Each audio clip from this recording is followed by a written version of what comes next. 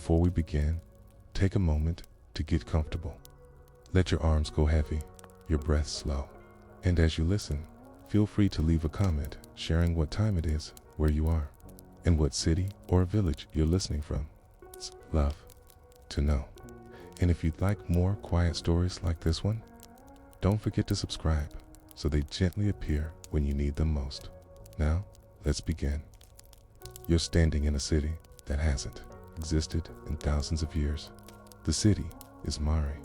Its ruins lie near the banks of the Euphrates on the sun-blasted plains of what we now call eastern Syria.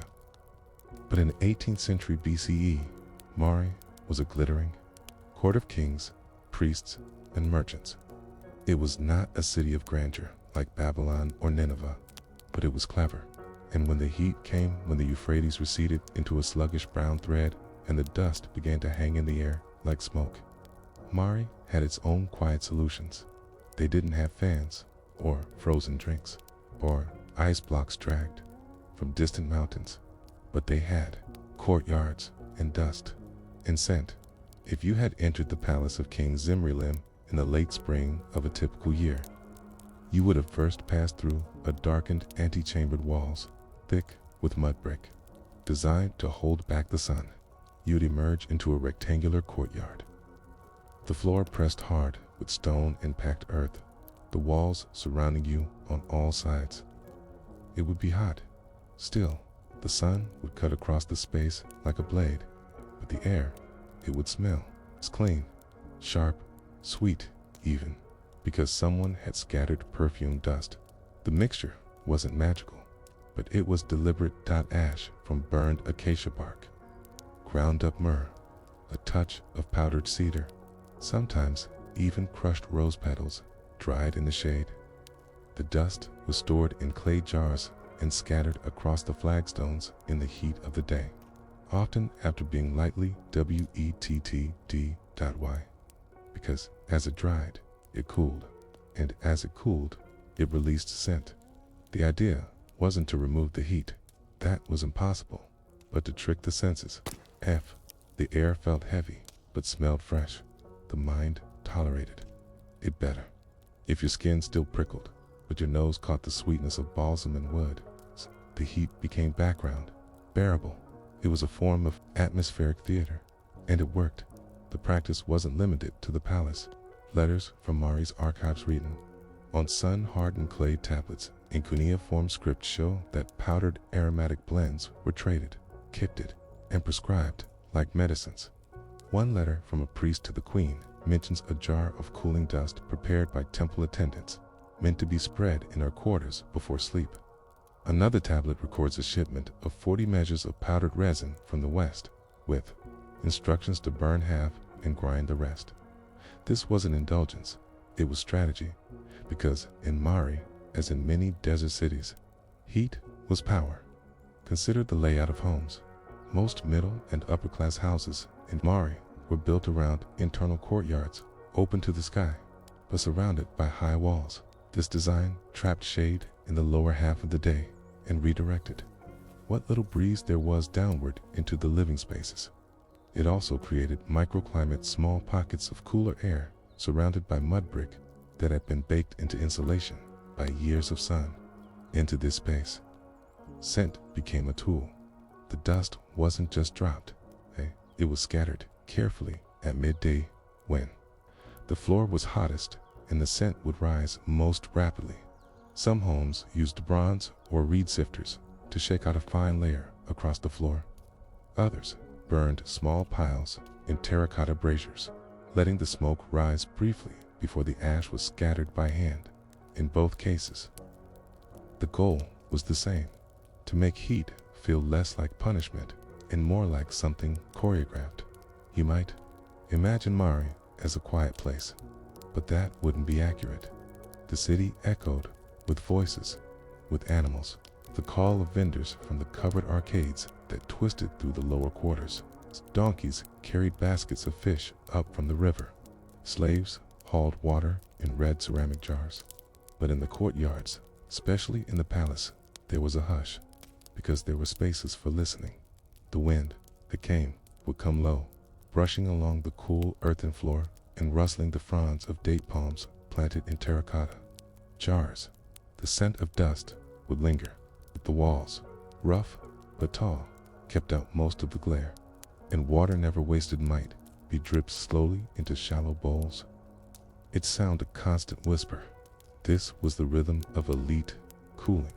Not loud, not fast, but methodical. We know this, not from murals or stories, but from debris. When Mari was rediscovered in the 20th century by French archaeologists, they found layers of dust in places where it didn't belong, beneath floor cracks, behind drain channels, inside storage rooms that had no reason to smell sweet. Analysis showed traces of organic resin, charred wood, pollen from plants that don't grow in the region. Something had been brought in, prepared, used with a purpose, and then forgotten until the walls crumbled and the dust fell asleep. But was this purely sensory? Or was there something more? Some scholars believe the perfumed dust had medical value, that the resins released compounds which, in the heat, helped prevent the spread of disease. Others suggest it served a religious function, marking a space as purified. Still, others think it was a form of status display, a signal that your home was not only cool, but scented with ingredients brought from afar. Whatever the reason, the effect was lasting, even centuries after Mari's destruction by Hammurabi's army in the 18th century BCE. Similar dusting practices were found in other cities, Ugarit, Emar, even parts of Hattusa. The concept of air dressing as a domestic ritual spread through trade and imitation. But did it begin in Mari, or had they borrowed it too? And here's the real question. How did something so subtle, so invisible, become one of the most refined forms of environmental control in the ancient world? Was the perfumed dust merely a footnote in serious domestic history? Or was it, in its own quiet way, a forgotten foundation of ancient climate survival?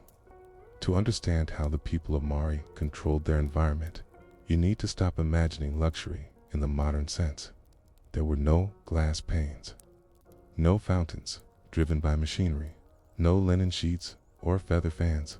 Luxury in Bronze Age Mari was built on the mastery of limitation, how to work with air that did not move, with water that did not flow freely, and with bodies that were expected to endure. In this world, cooling was a ritual, and rituals belonged to the women. The archives of Mari, unearthed from baked layers of collapsed rooms, contain more than 20,000 clay tablets, letters, inventories, diplomatic reports, and household records. And among them are traces of a domestic class that rarely appears in textbooks, the women responsible for maintaining Hamu, or environmental harmony. Some were slaves, others were servants, a few were concubines trained in temple rites, but all played a role in the daily performance of managing heat through scent, water, timing, and material arrangement. They had no formal title, but their tasks were clear. They were the dust scatterers, the water bearers, the sweepers of silence. Every morning began the same. Just before the sun cleared the horizon, the house would stir. The courtyard, always central, was swept with damp palm brushes to settle the dust that floated up from foot traffic. Then the ash would be brought out, a mixture prepared the night before, sealed in a lidded clay pot to keep its scent intact. The ashes were never dumped. They were pinched and flung in small arcs, letting the breeze, if any, carry the scent as far as it would go. It was more art than science. Older women trained younger ones. Watch how it curls. Watch how it falls. Don't waste it on the corners. Don't stir the ants. Always scatter from the shady side first. And above all, do not speak while you do it. Cooling was not just physical. It was spiritual. To silence the courtyard was to ready it for reflection, for rest, or for listening to the messages of the gods. You might be tempted to think this was all illusion. After all, throwing dust on the ground can't really lower the temperature. But here's where it becomes more than performance. The ingredients Used in these blends burnt cedar, resin of cypress, myrrh, frankincense, and even bits of dried date palm core had properties that mattered. Some repelled insects, others acted as mild disinfectants. When dampened, the dust absorbed ambient heat and dried slowly, releasing aromatic compounds in the process. Think of it as a low-tech, evaporative system where scent and moisture were deployed together to ease the burden of breathing in hot, dry air. And it wasn't just in palaces. Letters described similar practices in merchant homes, even small shrines. One surviving account, addressed from a priest to a temple overseer, details how the sweet dust for the doorway shall be laid before the sun breaks the wall. A poetic phrase, likely referring to morning rays crossing into the courtyard space. There is evidence, too, that this was tied to class and identity. The Palace of Zimmerlim recorded the use of imported dusts from the McLanton coast mixtures, said to carry the scent of pine and salt, used during formal receptions. Guests would walk into an open chamber scented with a region they had never visited, and be reminded that the king's reach extended farther than the horizon. But Mari's relationship to heat wasn't limited to courtyards. Take the walls, for example. The palace wasn't white, was often painted dark red or even black, using pigment made from crushed hematite or ash. This may seem counterintuitive. Darker walls absorb heat, but the color was part of the illusion. In shaded rooms, it was easier for the eye to rest. In the glare of midday, white walls glowed painfully. Black walls gave the sense of a cool cave, even if the air itself was the same. Inside these rooms were beds of baked earth, sometimes lined with rush mats and linen. A scented water was dabbed on the mat before rest. Occasionally, a string of dried herbs was hung above the bed. Lavender or camphor wood, if it could be afforded. Cooling in Mari was multisensory: touch, smell, shadow, stillness. It's also important to remember what wasn't done. Water, for instance, was not poured liberally. Carried from the Euphrates in heavy clay jars and stored in underground pits lined with crushed limestone. In the hottest months, only a handful of households had the right to run a continuous line of water through their walls. These lines, thin, porous clay tubes embedded into the brick, weren't plumbing in the modern sense. They were more like sweating veins. The water inside evaporated slowly, cooling the wall by a few degrees. It was expensive, it was subtle, but in the right conditions, it made a room bearable. Some believe this is the origin of early climate walls, an idea that would later be explored in Persia, Egypt, and eventually the Roman world. But Mari's methods were older and quieter when the heat became unbearable. Even the palace paused. Records show that administrative meetings were rescheduled during the hottest moons.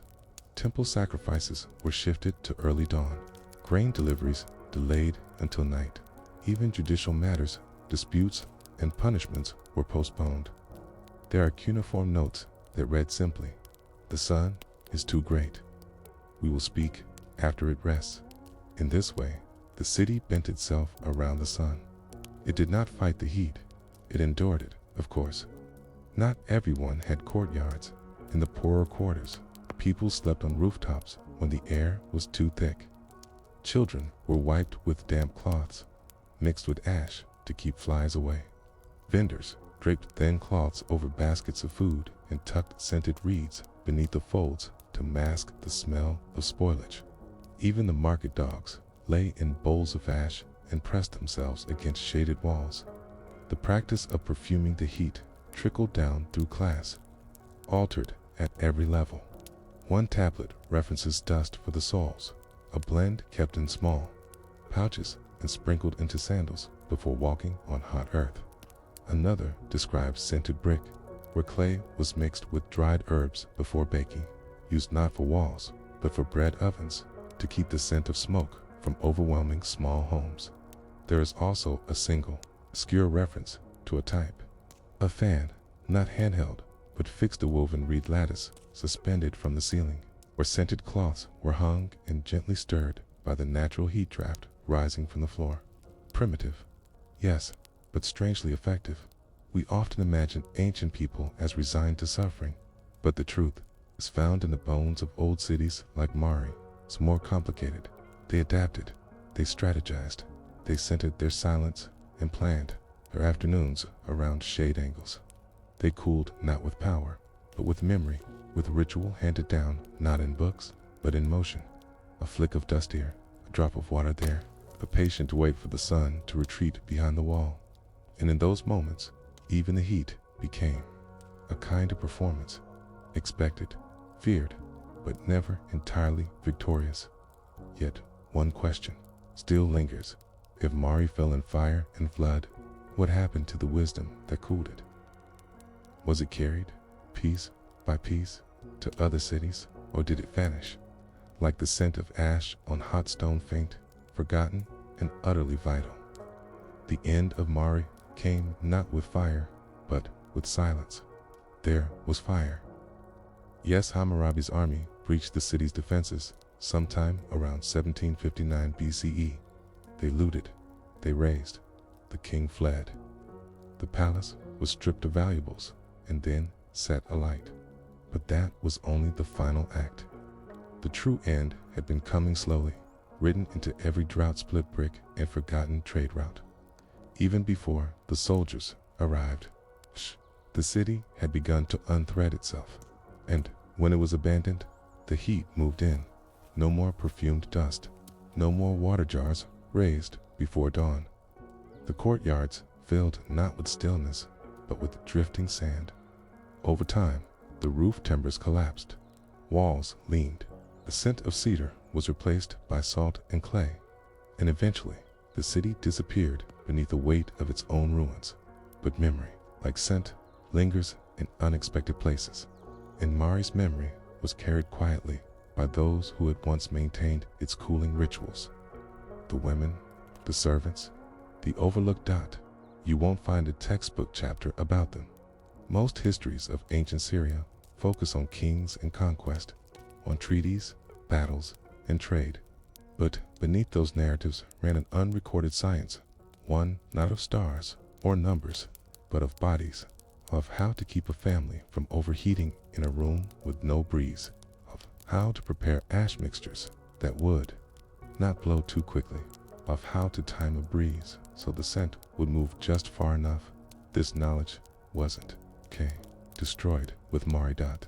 It was absorbed by cities to the west, Ugarit, Emar, Katna. Each added a local flavored different herbs, different scents, new materials, but the core remained. Scent as temperature, dust as control, ritual as a way to shape the air itself. And across centuries, the method traveled by the Iron Age. Inscriptions from western Syrian cities described sacred processions that began with the sweeping of the path, followed by the laying of dust to cool the ground before holy relics passed. In one temple archive, a set of small cones was found, teach hollow. It's designed to be filled with scented powder and waved gently over a brazier. The heat carried the scent, and the scent carried authority. Was this a religious gesture? Of course, but it was also practical. The same mixtures cooled private homes. They masked illness, they repelled insects, and they reminded those inside that even when the sun was unkind, the air could be made gentle at least for a little while. And then something strange happened. The scents became currency. Mari had once imported its aromatic powders in modest quantities from the forests of the west and the coastal plains. But by the 14th century BCE, these powders were part of a larger economy. Merchants bought sacks of dried wood shavings and sap clumps, ground them in front of customers, and sold the mixture by weight.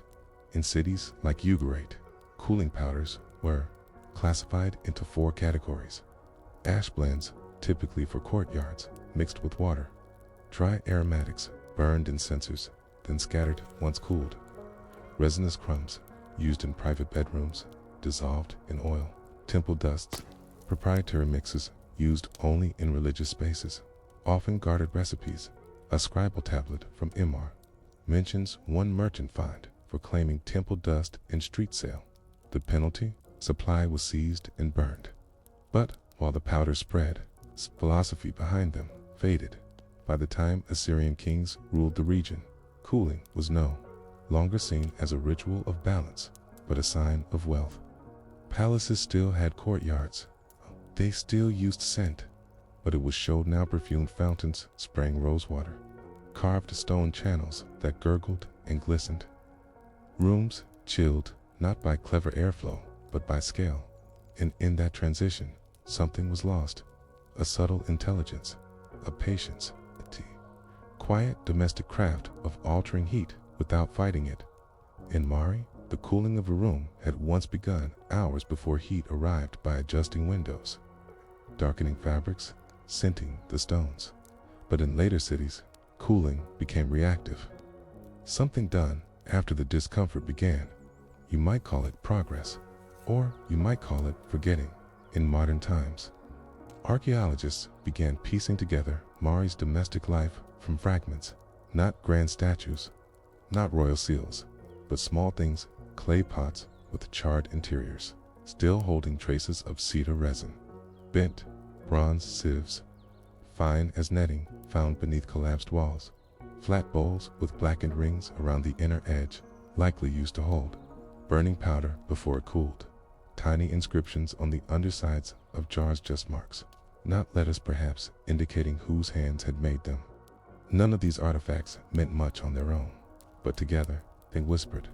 They whispered of rituals repeated daily for years in silence, of courtyards arranged not for spectacle, but survival, that of a culture that believed a room could be taught how to breathe. It's worth imagining what that first heat of the year might have felt like. The day the wind stopped, when the sun reached the center of the sky and didn't move for hours, when even the birds fell quiet, and a girl just 13, maybe, was handed a shallow bowl, told to walk to the shaded edge of the courtyard and scatter dust that smelled of bark and lemon and something else she didn't have a word for. She wouldn't have understood the chemistry, or the trade routes that brought the resin, or the architecture that held the breeze just long enough. But she would have known where to stand and when to throw, and how the scent would rise like memory from stone. So what became of her? Did her knowledge survive the city's fall? Did she carry it to another home? Did her daughter do the same? We don't know, but the cooling powders of Mariand, the ritual of their use, live on in fragments scattered across ancient Syria, and maybe in some distant way they live on even now, in the incense cones burned in summer by market vendors, in the herbal sachets tucked behind old air vents in desert homes, in the idea that air can be shaped, not just cooled, but softened, not just tempered, but calmed.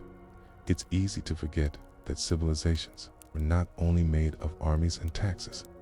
They were made of mornings like this, dust in a bowl. Ash on warm stone, a courtyard waiting for the heat, and someone who remembered what to do before the sun arrived. What other cities shaped air before they shaped empires? And how many of their tricks have we mistaken for magic when they were simply routine? The Orontes River, like many rivers in history, has served as a lifeline. It carves through the fertile lands of Syria, flowing from the snowy peaks of the anti-Lebanon mountains, winding through the lush plains and spilling into the Mediterranean. See, the river and its surrounding wetlands have shaped not only the geography, but also the lives of those who have lived along its banks for thousands of years. But unlike other great rivers, like the Nile or Tigris, the Orontes had something else to offer: reeds in the marshy lands that stretch from its banks. The Phragmites australis, more commonly known as common reed, grew in thick, towering stands. This reed, one of the most resilient plants known to humanity, provided material for everything from basket weaving to the construction of homes.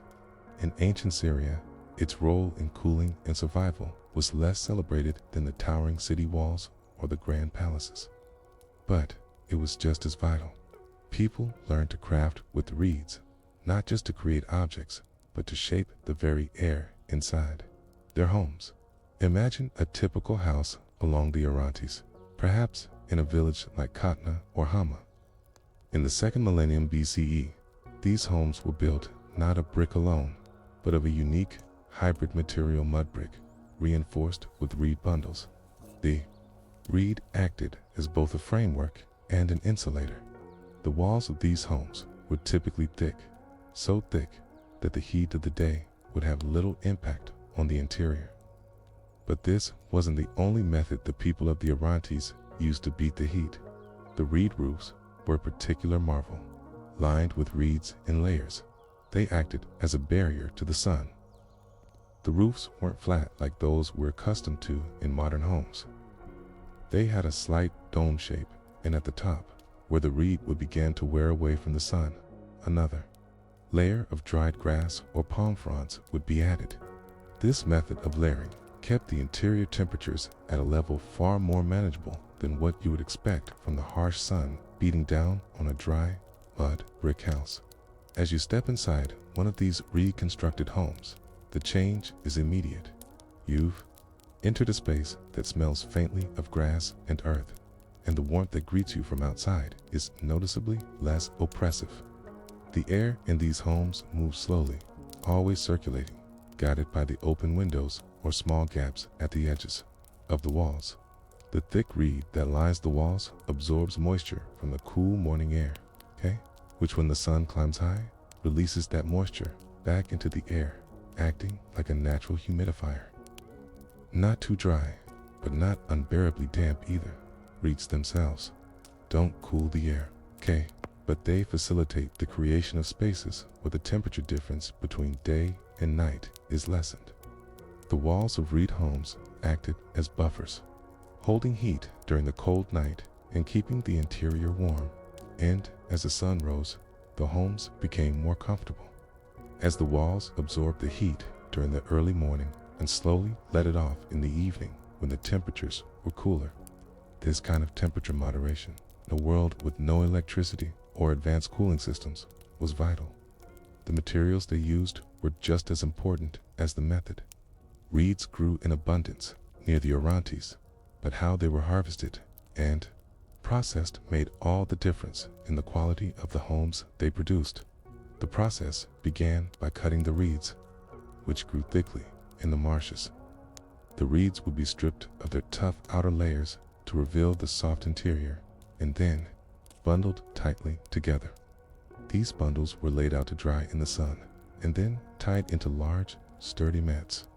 Once dried, they were used to line the walls, floors, and roofs of the houses. But there was something special about the dampness of the marshlands.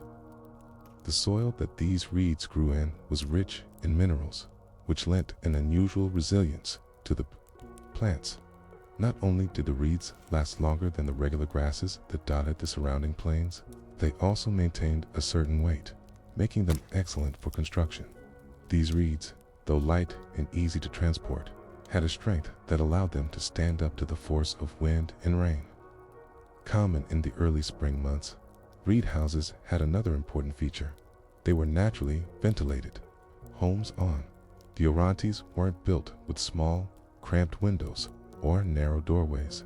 Instead, they had large, open spaces that allowed air to move freely through the house. The design was minimal, but every element played a role in ensuring that the air could circulate. For example, while the walls may have been thick, openings were placed at strategic spots to ensure that the prevailing winds would enter from one side and exit through another. The positioning of windows and doors, coupled with the open courtyard in the center, ensured a flow of cooler air in the morning and a release of the stifling heat in the afternoon. The use of reeds also created an acoustic advantage. Unlike hard stone or wood, which would cause sound to echo, the soft reeds acted as sound dampeners. The air inside the homes was peaceful, calm enough to allow a person to rest after a long day in the heat, where the world outside hummed with noise, but the home stayed quiet and cool. But it wasn't just the buildings that made life along the Orontes sustainable. The lands surrounding the river were full of natural reeds, but they also had another remarkable feature that made them cooler than you might expect. Shallow pools and marshes existed all along the riverbanks, creating small microclimates of damp, cool air.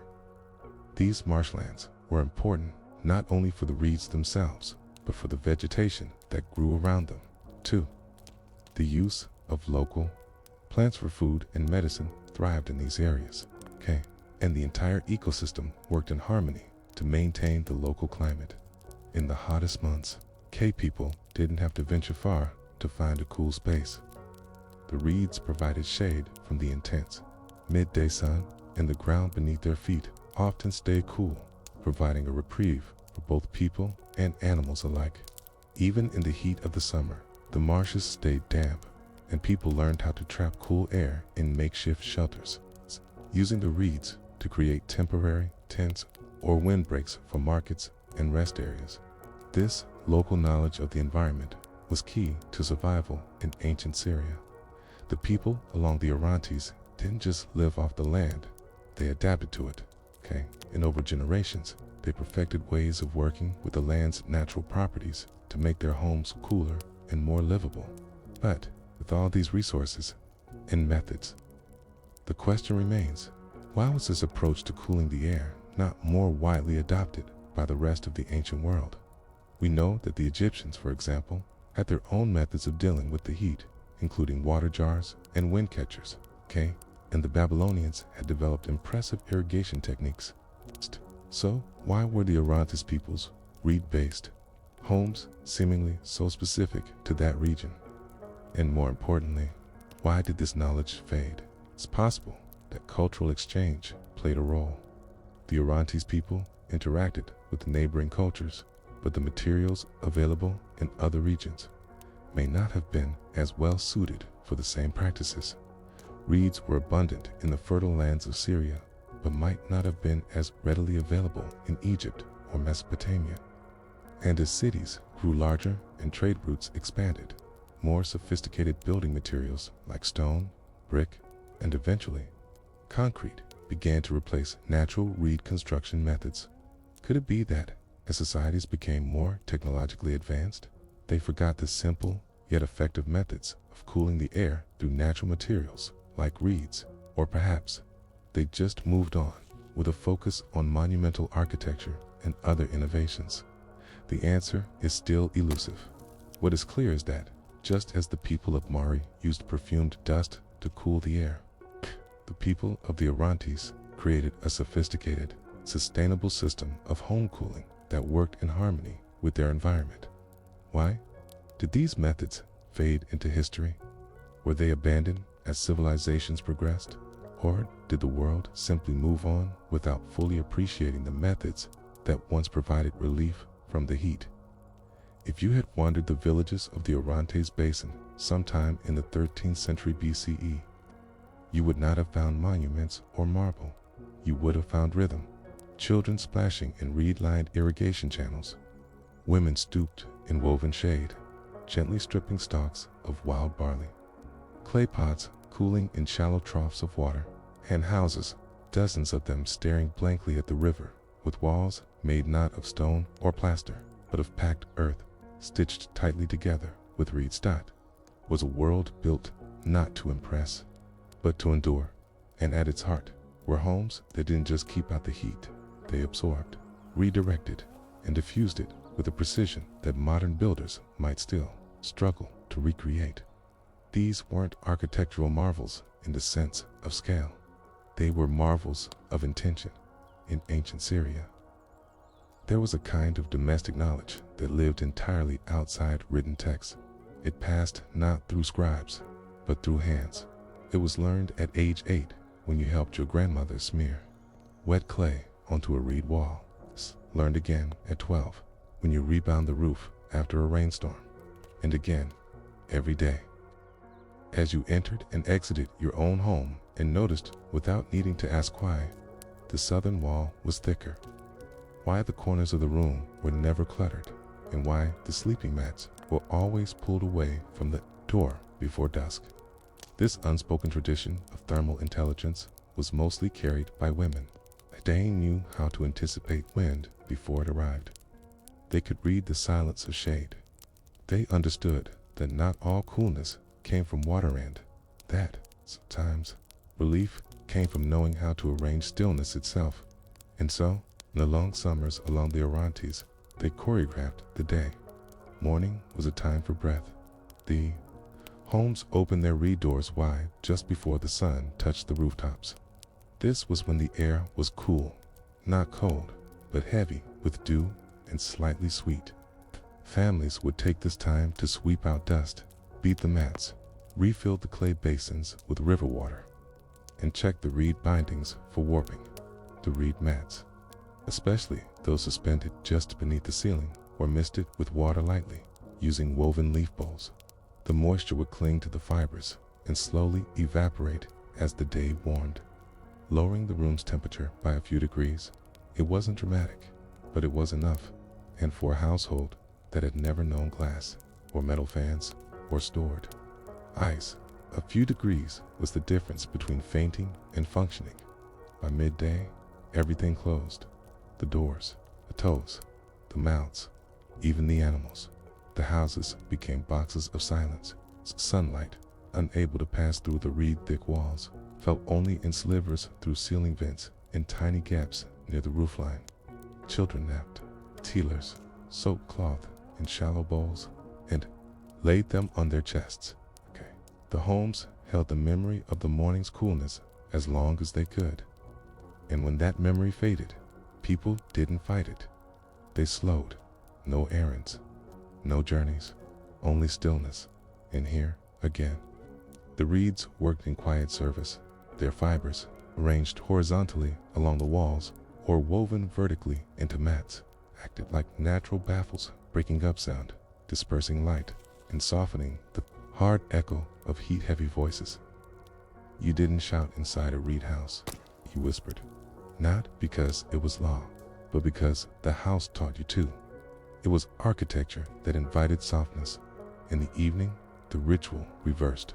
Doors reopened, floors were redampened, fire pits were lit not for warmth, but for light, and to boil water that would be used to flush out the day's heat. Roofs became gathering places. Reeds formed lean-to awnings, under which families sat on layered cloth and clay tiles, teething lentils, talking softly, waiting for the moon to cool the sky. It's easy to forget today how physical heat once shaped daily life, not just the body, but the rhythm of time itself. In these homes, the reeds weren't just material. They were measured time. How long it took a misted mat to dry told you when the sun had shifted. How fast a reed wall grew warm told you what kind of day it would be. The sound of reeds creaking in the wind warned you of weather changes before the clouds did. People listened to the house because the house, in turn, listened to the air. Archaeological remnants from sites along the Orontes tell us much of this, not through grand inscriptions, but through pattern and residue. In the city of Tel Karkor, for instance, researchers found long, linear burn marks along interior floors, not from cooking fires, but from the long, slow smolder of damp reeds that had been sun-dried too quickly. A mistake, perhaps, but also a lesson passed down. Don't place water-misted mats too close to the hearth. Let them dry slowly, or they'll sour worse. Burn at other sites, like Tel Afis. Homes built with reed wall panels showed layered replacements, evidence that families repaired, not rebuilt. The reed bundles were placed in removable frames. A wall might be peeled open, replaced, then sealed again with mud. A flexible architecture low on glamour, high on adaptability. You didn't need a palace for comfort. You just needed access to the marsh, a bundle of reeds, and someone who remembered how to shape them. But even in this deeply functional domestic world, beauty found its way in. Some homes along the Orontes included reed mosaics walls where the outer layer of reeds was patterned before being coated in clay. Chevron designs, circles, waves, sometimes small bits of colored thread or dyed fiber were woven between the stalks. This wasn't ornamental for its own sake. It changed the way the wall breathed by adjusting the spacing of reeds. Homeowners could control how air moved through a surface. In summer, you loosened. In winter, you sealed. It was a wall that responded to need, and it was beautiful in the plainest sense of the word. But with all this subtle brilliance, one wonders, why didn't this technology spread? Why don't we see reed-built homes in the highlands of Anatolia or in the drier cities of Mesopotamia? Surely the materials were known, but the Orontes was not isolated. The answer may lie in culture, not capability. For the marsh dwellers of ancient Syria, reeds were more than convenience. They were identity. There was a humility in using local materials, quiet pride in homes that vanished back into the soil after a generation. The houses didn't outlive their builders, and that was part of the point. They didn't seek permanence. They sought presence. This mindset doesn't translate well to empire-building cultures, who measured greatness in stone and height and endurance. Reeds rot, they fray, they bend with the wind, and yet, for centuries, they kept entire communities cool. There was also the matter of class, as stone became more affordable through trade and conquest. Elite households moved away from reed. Stone was a sign of permanence, status. Cities grew, and with them came new ideas about architecture, ideas imported from Egypt, from Assyria, from farther west. Soon, reed homes were considered rural, primitive.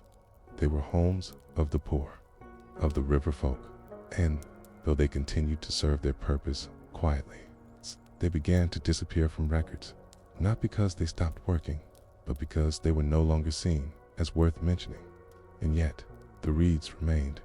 You can still find them today along the Orontes, tall and whispering in the wind. Shepherds still bind them into fences. Farmers still thatch their roofs with them. Children still chase frogs through their roots, and in a few older homes, mostly in forgotten villages, the knowledge still flickers. A wall packed just right, a ceiling vent placed for wind, a mat that smells of river grass and shade. You might not notice the difference, but step inside on a hot day, can feel the air shift. You're not just in a house, you're in a memory that breathes. What happens to architecture when no one writes it down, but everyone remembers it anyway? And what? Other homes, shaped by forgotten hands, once cooled the world without a single word. The sun has always been the most reliable force in the Levant. It scorches, it settles, it returns, and in the long arc of history, it has shaped more than crops or wars. It has shaped silence. For those who lived along the Orontes, silence wasn't just a sign of peace. It was a sign of heat, a cue to draw back, to soften footsteps, to rest beneath the breath of a reed wall that had been carefully tended by hands older than memory. But even the quietest traditions began to fray, and Assyria shifted into the Iron Age. The houses that once whispered with wind began to go silent for other reasons. The change wasn't sudden. It happened slowly, like most important changes do. A new kind of roof tile became available, imported by traders from the West. Flat, ceramic, orange-red in color. The tile was heavier than red, but more permanent.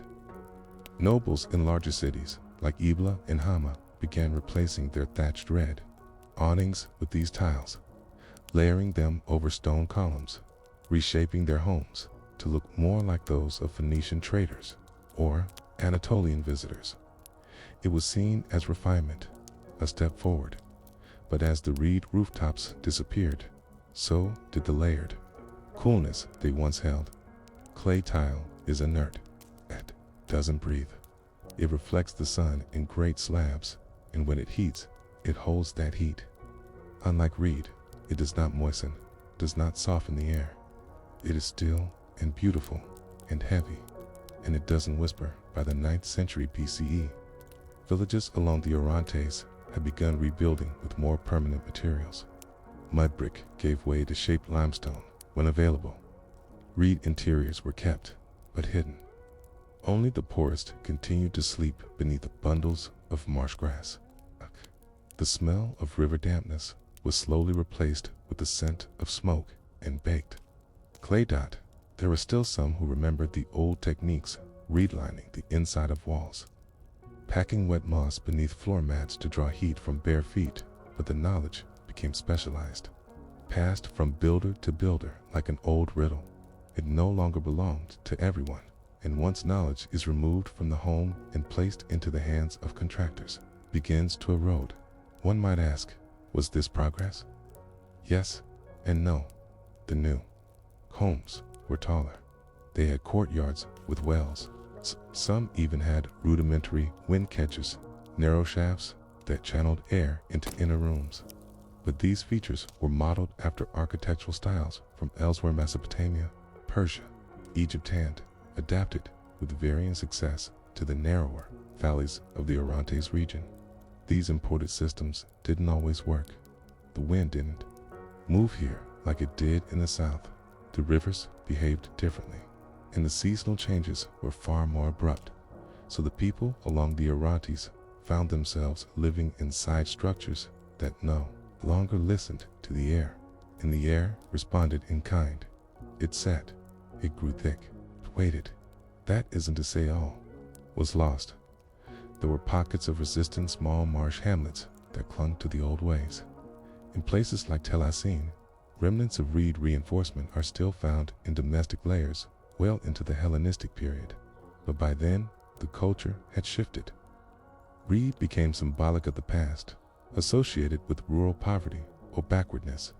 Even when it was used, it was disguised, covered in lime plaster, wrapped in cloth, padded beneath cushions. It had become a hidden skeleton, no longer celebrated for its ingenuity, but tolerated as a cheap necessity. And with that, the art of cooling, a home by knowing the river and watching the reeds, began to vanish. But a strange thing happens when traditions disappear. They don't always leave.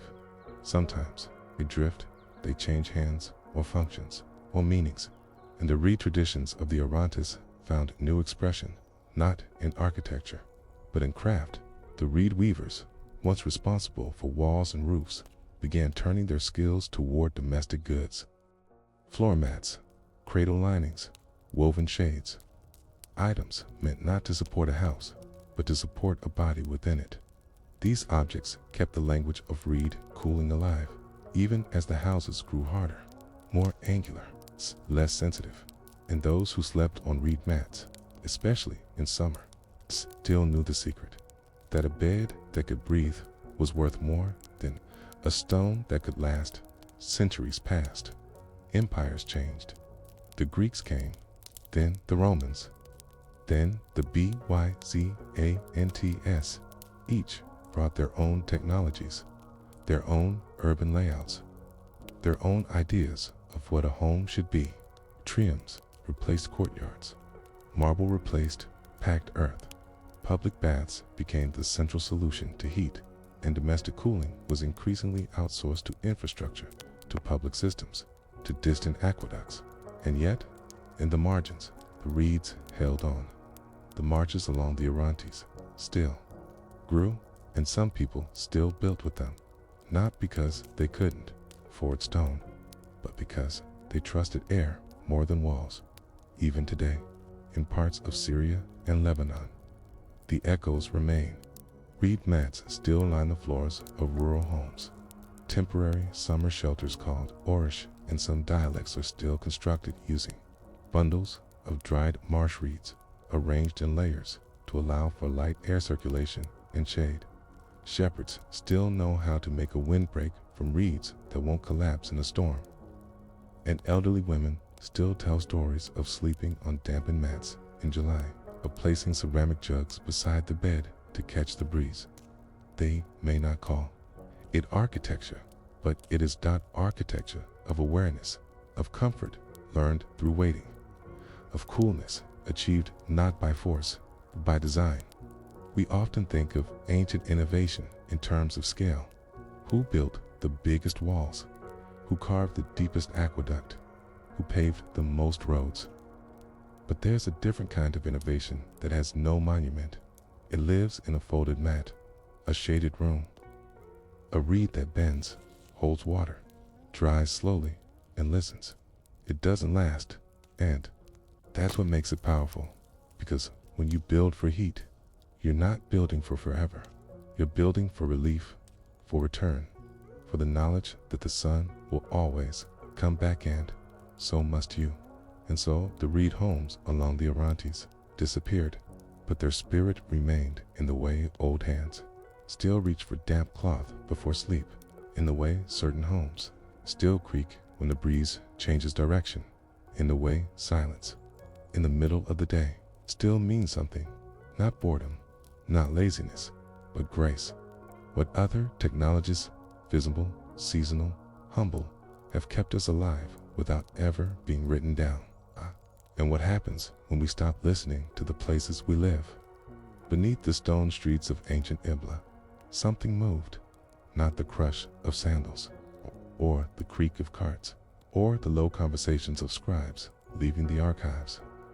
No, what moved beneath the surface was older, quieter, and far more deliberate. Water, thin, dark lines of it, gliding through handmade clay channels beneath homes and workshops, seeping along grooves cut into bedrock, trickling sometimes invisibly into basins, jars, and bowls long before the sun reached its peak. This wasn't a grand aqueduct, visible to all and praised in royal inscriptions. This was domestic infrastructure, designed not to dazzle, but to serve. And at the center of it all was a hidden economy, a kind of shadow market for comfort where scent, water, and power met in silence. Ibla, once a flourishing city-state in northwestern Syria during the 3rd millennium BCE, is usually remembered for its archives. Thousands of clay tablets were uncovered there in the 1970s, written in an early cuneiform script, detailing everything from trade agreements to marriage contracts to grain inventories. These tablets confirmed that Ibla was a bureaucratic powerhouse with reach as far as Mesopotamia and influence in every corner of the Levant.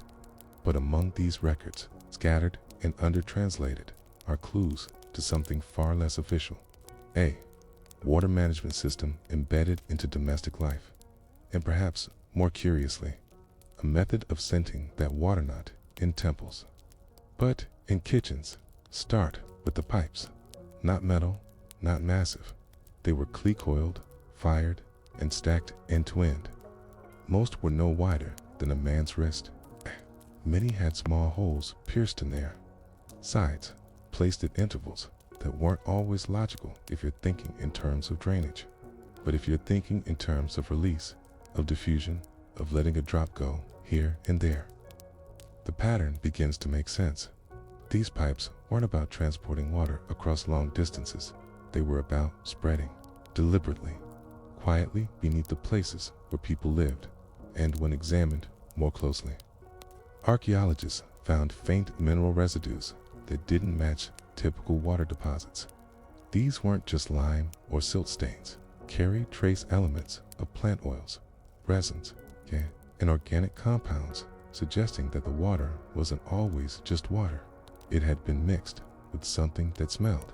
To understand this, need to imagine a summer morning in Ebla.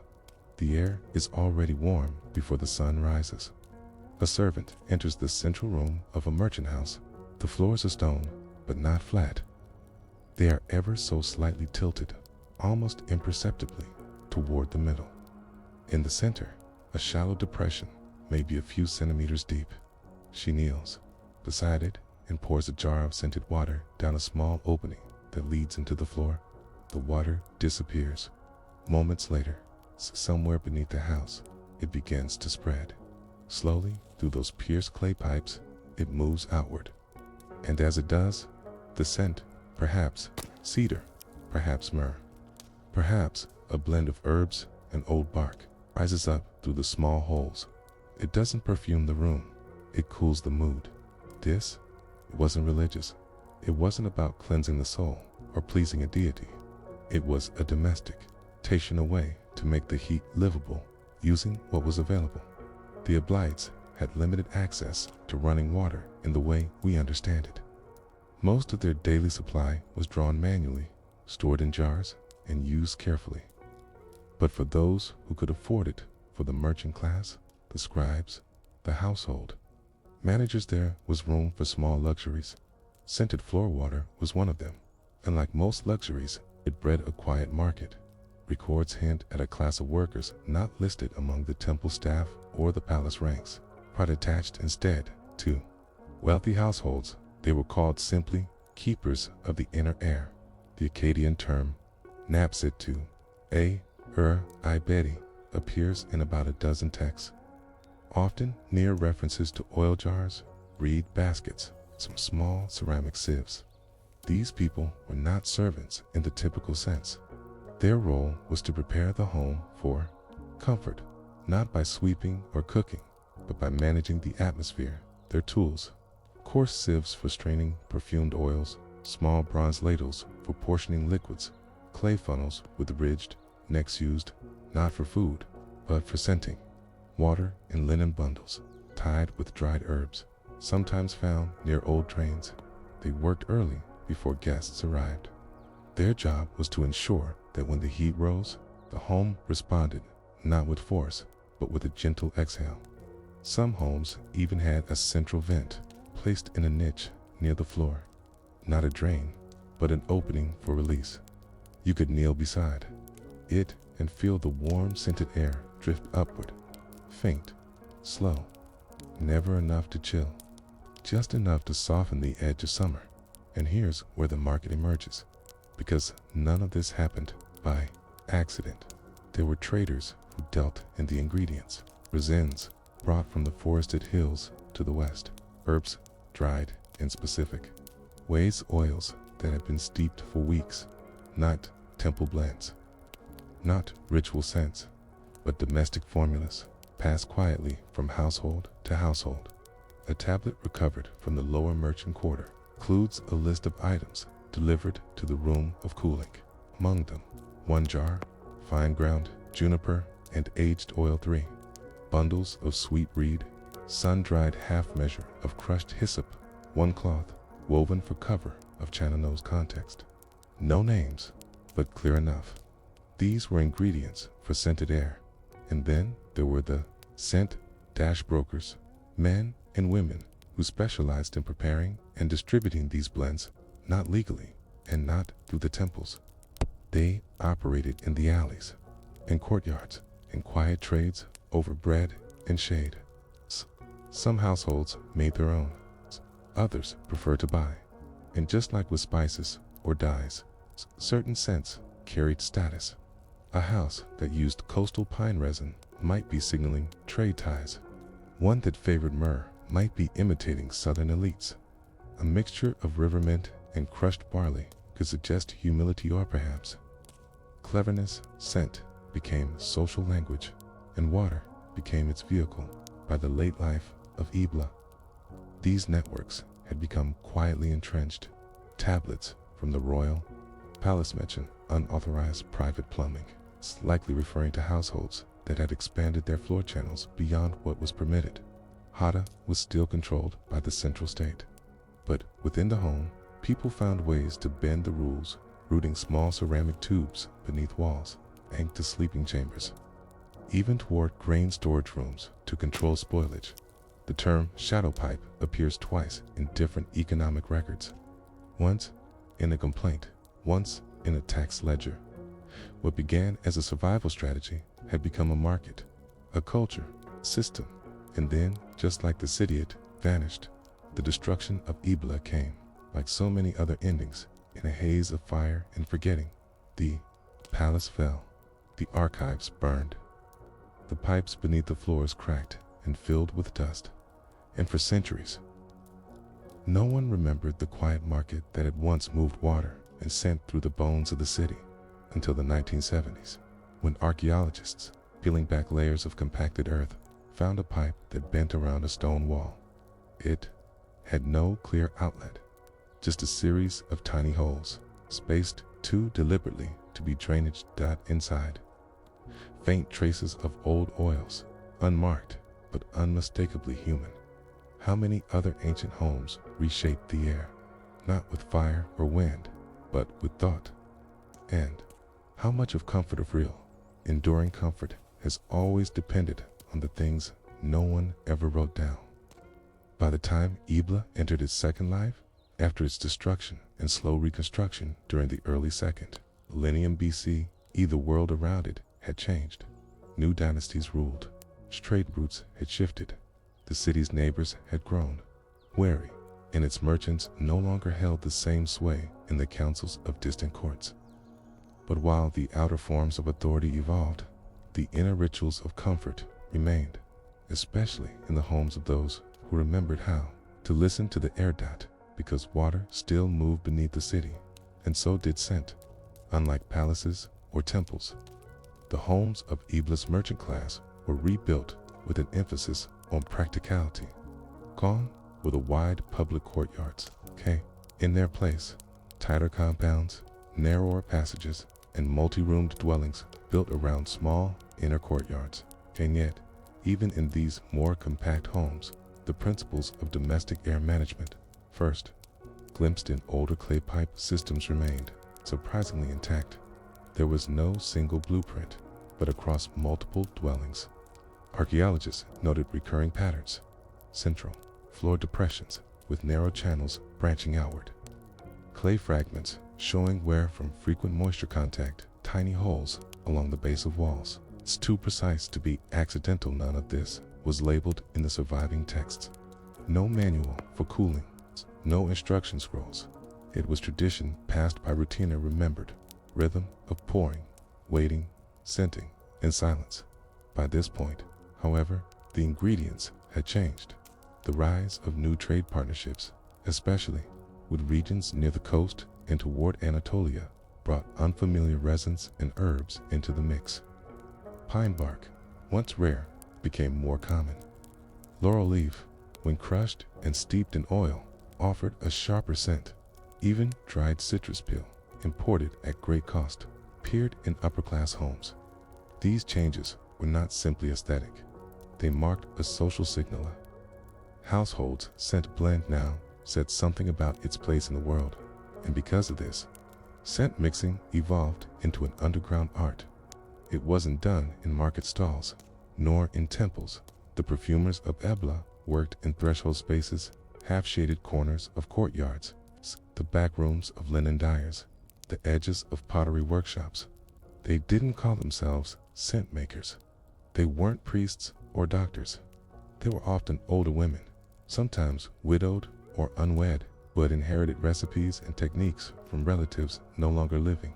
Their tools were few: mortars, volcanic stone, worn smooth at the base, cloth bundles with crushed ingredients, ready for infusion, burned clay strainers with filters made of plaited flax, and, most tellingly, measuring cords, braided strings used to gauge how far water would travel down a floor channel. Once scented liquid was poured, wasn't enough to make a mixture smell good. It had to travel. A scent too heavy would fall into the floor and vanish to light, and it would disappear before it reached the far corners of the room. There was balance to be struck, and striking it required experience, not in formulas, but in listening. Sometimes a perfumer would sit beside the channel and wait. She would pour a cup of water, just a few drops at a time, and tilt her head, not to smell, but to feel. The air, properly guided by the perforated pipes beneath the home, would lift. A tiny breeze, almost imagined, slipped through the floor vent, not strong enough to move dust, but enough to stir a hanging thread. That thread, sometimes dipped in resin, was the signal. If it fluttered, the mix was right. If not, it started.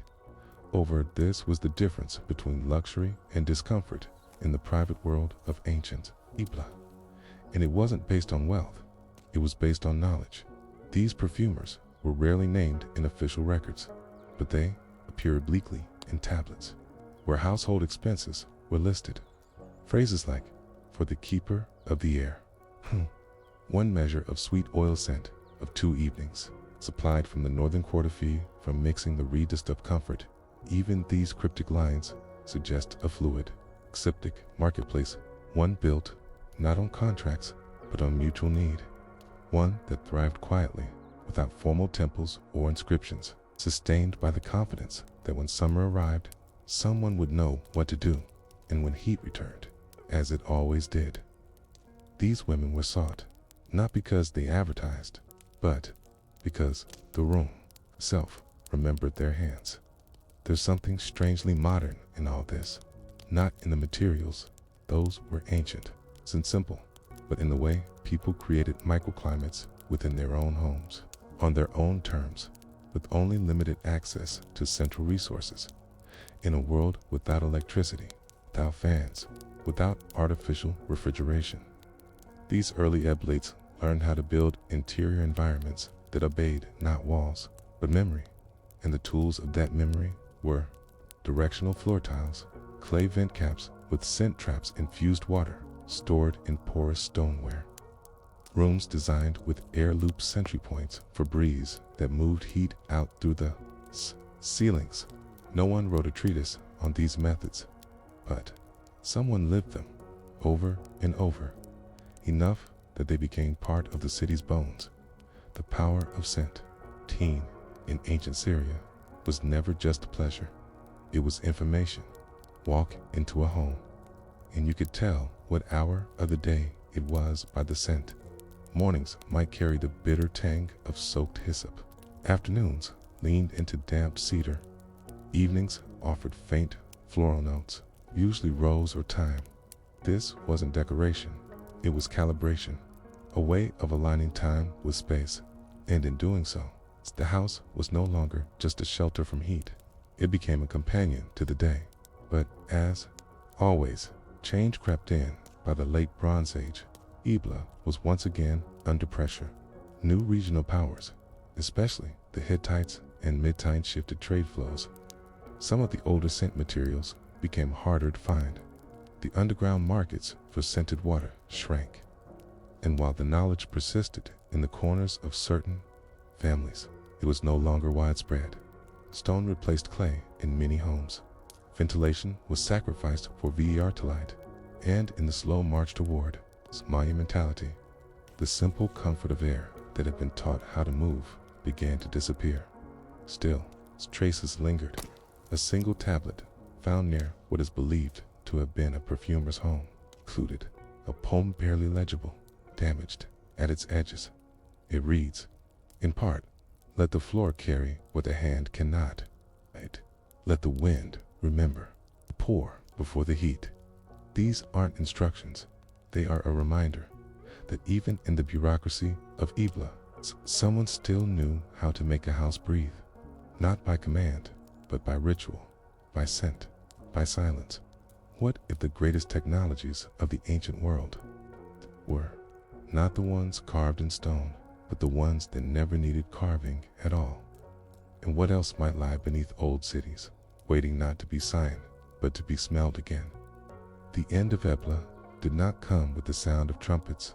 It came with dust, fine whispering layers of it, settling over rooftops that no longer breathed, drifting down through broken tile and cracked plaster, filling the spaces between pipe joints, and covering what had once been descent pathways of a city.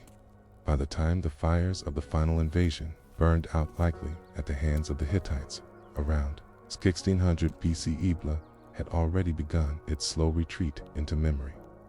But what was buried wasn't just a city. It was a way of managing heat, comfort, and domestic presence, so subtle, so skillful, that it never needed to announce itself, because it was never meant to impress, only to soothe in the ruins left behind. Archaeologists found no grand pipes like those of Rome, no monumental bathhouses, or elegant mosaic trains. Just fragments, but fragments are enough.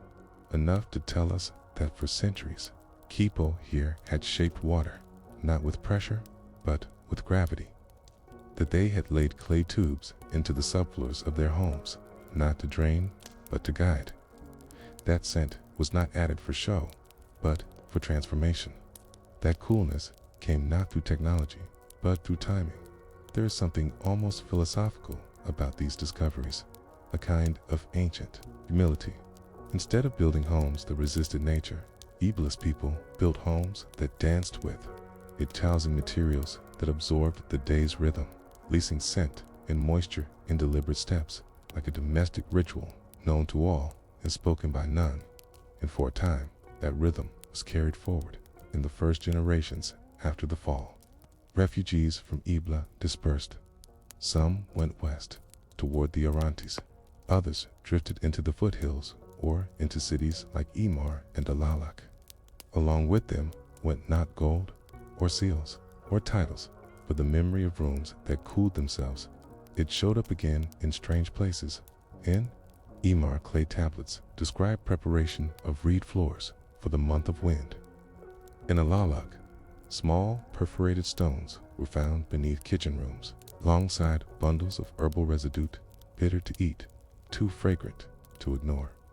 Even in the later Assyrian cities, shadow markets for scented floor infusions appear in administrative texts. In one palace record, the term whisper oil is used, almost certainly a holdover from earlier practices where scent moved through quiet. Not air dot, but the further time passed, the fainter it all became. Not because the knowledge disappeared, but because the need to record it did. Consider how such a system worked at the start of summer. A household would prepare a batch of infused water steeped with bark, dried fruit peel, or herb. The mixture was poured into a small clay jar with a hole in its base. That jar would be positioned above a floor vent, where the liquid could drip slowly over hours. As the floor warmed in the sun, the scent lifted. It didn't flood the room. It rose, quietly, predictably. Certain floors had curves molded into the clay to direct this movement's light depressions that kept the scent from pooling, forcing it to evaporate evenly. There were vent caps, 2 teeny clay lids with 2 or 3 holes, designed not to trap scent, but to shape its release. We find these caps in storage rooms, in bedrooms, in shrine niches. Not flashy, not decorative, just waiting. It's in these small systems that Eblot's real intelligence is revealed. They didn't try to cool the whole house. They cooled one corner at a time, one room, one breath. And more than that, they used failure as a guide. A pike clogged too quickly, make the holes wider, scent too strong. Dilute the infusion next time. Children sneezing from the herbs, switch to bark. Every decision was embedded in daily life and passed through repetition, not through monuments, but through memory. But what happens when memory is no longer needed? When newer cities promise comfort through scale, through control, through brick and beam and imported stone? What happens to a culture of quiet cooling when it is replaced by heat-tolerant stone courtyards, wind towers, and massive cisterns? It fades, not in defiance, but in exhaustion, because small wisdoms require small worlds to survive. They need time, attention, and a belief that the home matters as much as the city. And in time, that belief eroded. Still, the echoes never left entirely, even today. In rural homes across the Syrian interior, one can still find the ritual of scattering. Water before sunrise. The exact scent may be gone. The pipework buried, but the gesture remains. Pour, hear, wait, watch. The air move. Women still pass these practices to daughters, not as ancient Eblet technique, but as grandmother's habit. Something about heat and floors. Something about comfort that doesn't involve cost. Something about being able to rest through July without needing ice in these rituals. We see the last breath of Ibla's cooling knowledge. Still alive, still useful, still unclaimed by the monuments of empire. There's a humility to this kind of history, because it doesn't offer spectacle, it offers presence. Not cities of stone, but cities of breath, of scent, of heat that was softened, not by invention, but by wisdom. So when you imagine ancient Syria, don't only picture palaces or ziggurats or torchlit temples. Picture this: a small room, midday, sunlight stretched thin across the stone and the floor, a clay jar. From it, a slow drip of water scented with tree bark and crushed green resin. The scent doesn't arrive all at once. It eases into the room, and in the corner, a figure sits, eyes closed, not because they are praying, but because the air has been taught to move. What other cities might we rediscover? Might by what they built above ground, but by what they buried beneath our feet, simply to feel a little more human. If you had stood at the edge of Palmyra in the 2nd century CE, your back to the desert and your eyes to the colonnaded Ates, you might have noticed something odd about the skyline. It wasn't the temples.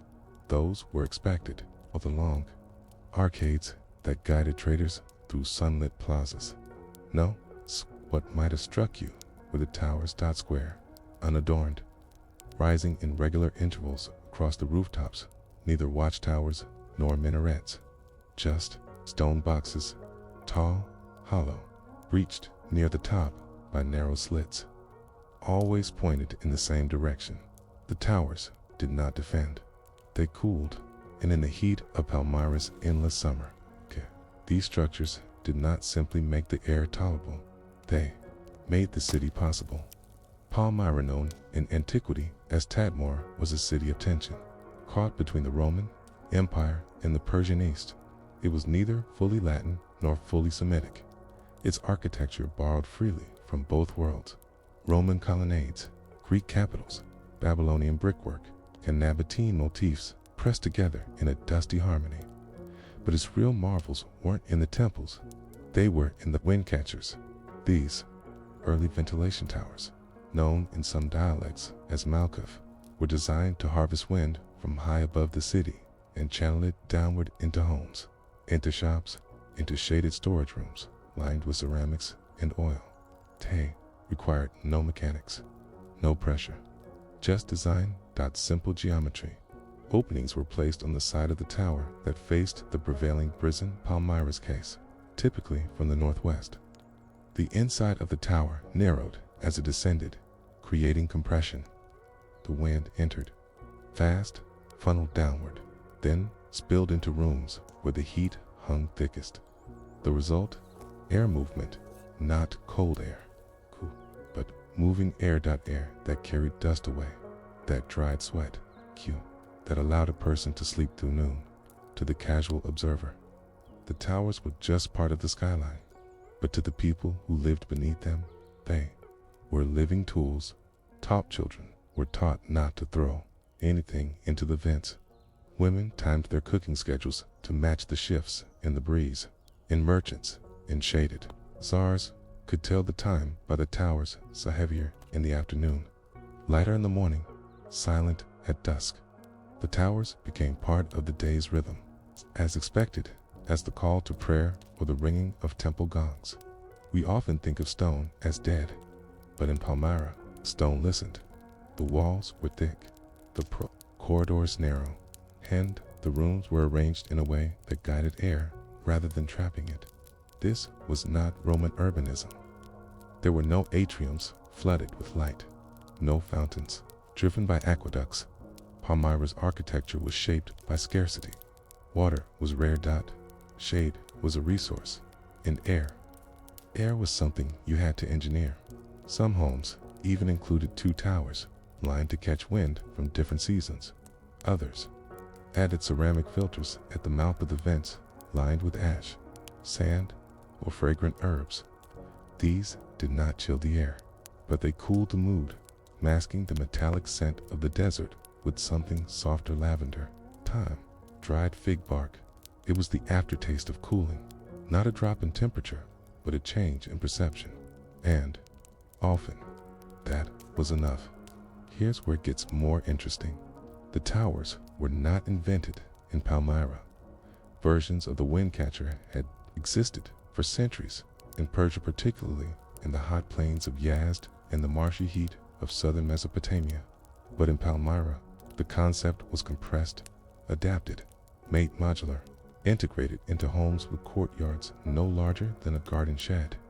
Instead of grand vertical shafts, they favored short square towers with angled inner walls designed to reflect the wind around bends before release. The result? Less noise, less sand, more control. Palmyrans didn't just want wind, they wanted usable wind. Wind that whispered instead of howled. And what about the scent? Scent played a quiet but central role in Palmyran cooling. Clay bowls called kustan in local dialect were set beneath tower vents. These were shallow, wide-rimmed, and filled with burnt incense ash left over from religious rituals or home purification rites. Why ash? Because it held memory. When air passed over the surface of these bowls, it stirred up the scent, faint, resinous, familiar, myrrh, frankincense, even the smoky sweetness of burned fig twigs. The scent wasn't strong enough to be noticed consciously, but it reminded the body, this air is safe, this room is calm. It was emotional architecture, and it worked. Palmyra's towers also regulated moisture inside certain homes, especially those closer to the city's edge. Windcatchers were connected to subterranean canals, known as qanats, which carried groundwater from distant oases. The wind, when pulled down through the tower, passed over the cool stone of the qanat's ceiling, lowering the temperature by a few degrees. Again, not enough to freeze, but enough to change the mood of a room from stifling to habitable. These systems were rare, expensive, but the principle trickled down, even without a qanat. The average home placed ceramic jugs of water near the wind outlet, so the air would pass over them before entering the living space. And in those moments, short, quiet, ordinary, that air did something miraculous. It felt kind. The towers weren't just for cooling, they were for thinking. Scholars wrote in rooms below them. Mothers nursed children in corners where the air touched gently. Old men told stories to grandchildren, their voices softened by the breath of stone. Even the city's priests used the towers. In the Temple of Bel, one corner room, once thought to be a treasury, was found to have a dedicated wind shaft lined with baked tiles. Why would a treasury need a breeze? 'Cause it wasn't a treasury. It was a resting room, a chamber for heat-sick acolytes to recover, or perhaps for sacred perfumes to be stored, protected from spoilage by the steady murmur of clean air in Palmyra. Air was currency, and the towers were its mint. Over time, as Roman influence deepened, the towers began to change. Stone was replaced with brick. Slits became stylized, capped with carved latticework. Function drifted toward form, but the heart of the system remained. Even in the 3rd century CE, when Queen Zenobia challenged Rome and filled the city with statuary and imperial pomp, the homes of the merchants still had their towers, still poured water at dawn, still set incense bowls by the vents, even at the height of power. The people of Palmyra remembered the air. Today, you can still see their traces, walk the ruins, and you'll find the stumps of towers often mistaken for chimneys or collapsed columns. But look closer, you'll see the angled walls, the stone lips, the faint remnants of clay linings that once directed wind toward the sleeping. You'll smell nothing now, but once. These rooms breathed with wind, with ash, with thought. Why? Do we build homes that forget the sky? Okay. And how many other cities, now silent, once taught the wind to listen? We don't often speak of the builders, not the stonemasons or the architects whose names appear in inscriptions, but the ones whose labor was measured in silence. The men and women who adjusted wind towers. My hand scraping the clay linings, smooth, measuring the tilt of stone plates, packing ash into corner urns. balancing scent and function with nothing but memory and dust. In Palmyra, these figures didn't belong to any guild. They weren't listed in temple rolls or royal decrees. They didn't lead processions or carve their names into pedestals, but they were there, always there. Take, for instance, the scent custodians. It's a modern name. There's no clear term in Palmyrene for what they did, cause it was not an official job. Yet evidence of their work lingers in the margins on the base of clay scent bowls, where short inscriptions describe the mixture inside: bark, ash with myrrh dust, resin of dried fig vine, frankincense, third fire. The third fire, what did that mean? Perhaps it referred to how many times the mixture had been used before being replaced. Or maybe it marked a stage in the burning process, each fire transforming the scent, making it mellower, deeper, whatever the meaning. Someone tracked it.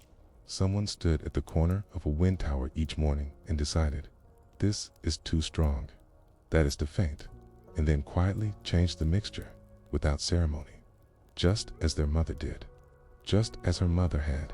For Palmyra's cooling system wasn't an invention, it was a craft. The tower itself was only one part. What made it effective?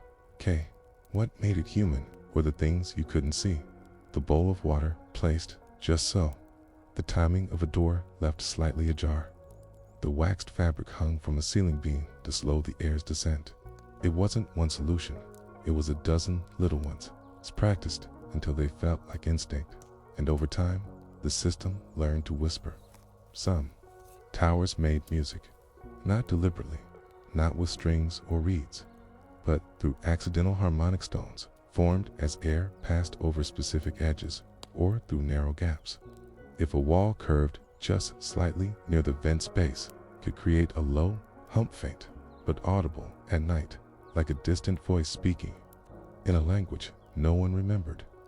Children feared these sounds at first, but with time, they became comfort. Mothers would say, the house is dreaming, when the hum returned. And so, air became lullaby. Others noticed patterns in smell. Certain herbs faded quickly. Others lingered. Cedar, when burned, could leave a faint sharpness. 4 hours, burnt date leaves left behind a sweetness that mixed poorly with ash. But if you added a pinch of crushed fenugreek seed, the scent balanced again. These were not theories. These were not diagrams. They were recipes passed from neighbor to neighbor, corded on scraps of wax tablet or etched into the underside of storage lids. They weren't considered worth preserving in books because everyone already knew, until one day they didn't. The fall of Palmyra is well known. In 273 CE, following Queen Zenobia's rebellion against Rome, Emperor Aurelian's army razed the city. Temples were stripped, statues toppled, records burned. But not all destruction comes by fire. Much of Palmyra's quiet genius was lost through neglect. Wind towers collapsed, not from battle, but from disuse. As trade slowed, homes were abandoned. No one cleaned the vents. No one trimmed the inner curves of the shafts, and so the towers fell silent. One by one in the centuries that followed, Palmyra became a shell. Nomads passed through its ruins. Caravans camped beneath broken colonnades. But the homes, those chambers of wind and ash and scent, were left behind. Occasionally, a wanderer might step into one of these rooms and feel the strange coolness that lingered even without shadow. They might say it felt holy or haunted or just peaceful. They would never know why. But once, someone had thought about that room's air more than its stone, and the room remembered. Modern archaeologists, when they studied Palmyra's remains, focused on its temples, its roads, its sculptural art. They did not mark the towers at first. Some were mistaken for chimneys, others for collapsed pillars or roof supports. But then the patterns emerged.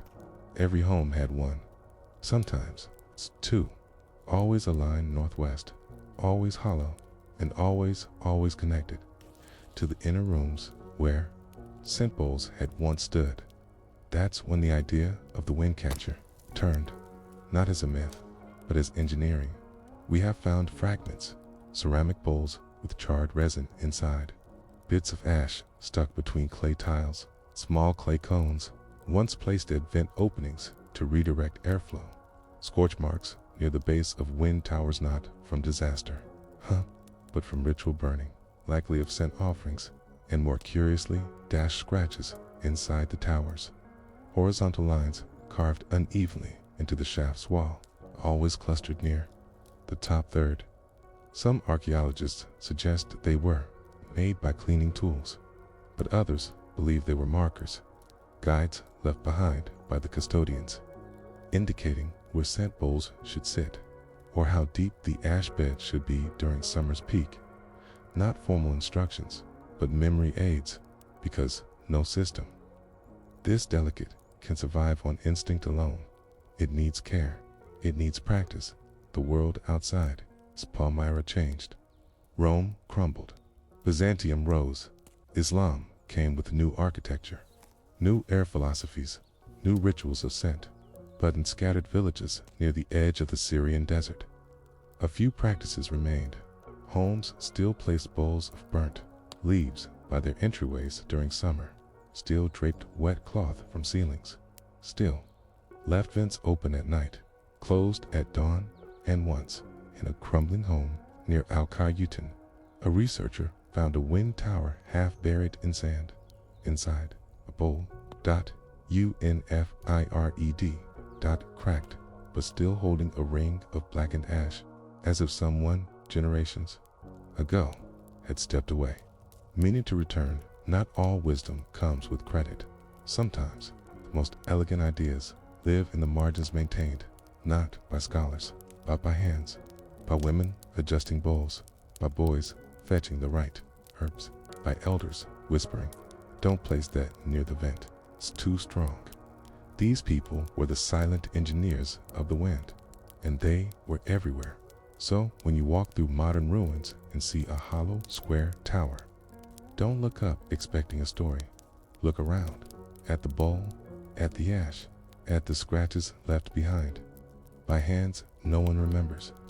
They were not trying to impress history, only to breathe, and perhaps that is the most lasting legacy of all. What would our homes feel like if we measured their worth not in size or stone, but in the softness of air on the back of the neck, just when the heat is at its worst? Let's linger one more moment in the forgotten homes of Palmyra. There is something unusual about how they were built, not just the layout or the tower, but the way space itself was invited to breathe. Palmyran architects didn't merely trap coolness, they shaped experience. The wind tower was not an isolated fixture. It was part of a system, a web of deliberate decisions that turned each home into a miniature sanctuary. There were the courtyards, shallow and lined with clay or marble fragments, never lush, but never dry either, gave dust somewhere to settle away from the lungs.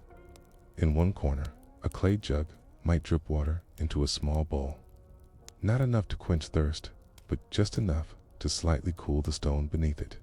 It didn't make the room cold, made the air honest along the base.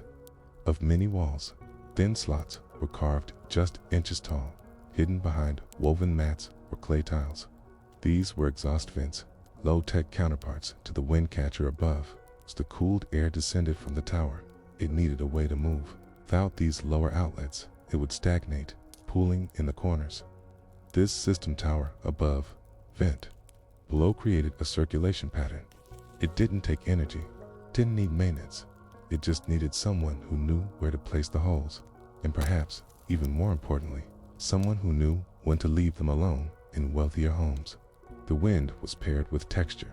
Walls were coated with a kind of soft lime plaster that cooled rapidly in the shade. When a breeze passed across the surface, the air didn't just move, it became softer, more gentle. Some rooms were intentionally left unadorned for this reason.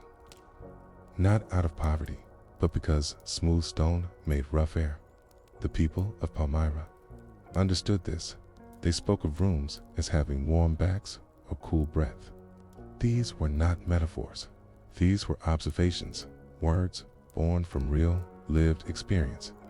And then there were the texts, not long poems or grand inscriptions, but short, functional notes. On a potsherd found near the city's southern edge, archaeologists discovered this line, scrawled in hasty Aramaic: place marash in the upper bowl. The fig is too sweet. Another, in the remnants of a child's room, the breeze makes her cough. Use bark today. These weren't writings meant for permanence. They were reminders, shared between family members, written and erased with the rhythm of the week. Yet, somehow, they survived tiny windows into a time when the daily management of air was a family affair. By the 4th century, towers were already fading. Palmyra's glory had dimmed. Rome's favor had vanished. Caravans diverted to other cities. Trade slowed to a whisper, but the people remained. For a while, and the towers, though cracked, though chips still turned air into comfort. In these final decades of use, some homes adopted final flourishes. Ceramic wind guides shaped like small birds or cones were mounted inside the shafts, not for function, but to catch sound. It's believed these acted as rudimentary wind chimes, ringing softly when gusts grew strong enough. Not loud, not musical, but steady, a tone between breath and memory. It's tempting to ask why such systems vanished, if they were so elegant, so effective. Why didn't the wind catchers survive the fall of Palmyra? The answer is complicated. Politics, empire, earthquakes, and perhaps, more subtly, preference. New rulers brought new ideas of what a home should be. The Roman villa prized openness. The Byzantine house favored inner corridors. Later, Islamic homes brought new methods of cooling courtyard pools, domed ventilation, not all effective, but none preserved the exactness of the Palmyran tower. It required too much attention, too much quiet, too much memory passed by hand. And so, the homes fell into disrepair. The towers fell silent, and the knowledge that once passed between mothers and sons, between sisters and neighbors, drifted like the very air they once tamed and noticed. Yet, even in their absence, the towers left behind echoes in the way modern Syrians place water jars near shaded windows, in the habit of lighting incense, not to cover smell, but to tell the body, rest now, the heat will pass. Even in city markets where palm leaves are woven into fans, handed to children with the words, feel this. That is the mountain wind, as if it were something sacred, because it is.